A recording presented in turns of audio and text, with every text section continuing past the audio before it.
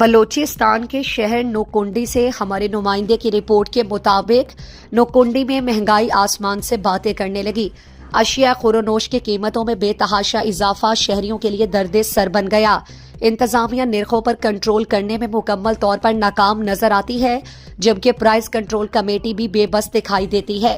نوکنڈی ملک کا وہ واحد شہر ہے جہاں نہ تو روزانہ اور نہ ہی ماہانہ بنیادوں پر نرخنامہ ترتیب دیا جاتا ہے، جس کی وجہ سے قیمتیں دکانداروں کی منمانی پر منحصر ہوتی ہیں۔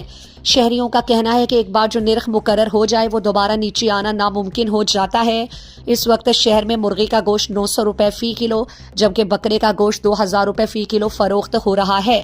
اسی طرح سبزیوں، پھلوں اور دیگر اشیاء کی قیمتیں بھی عام آدمی کی پہنچ سے باہر ہو چکی۔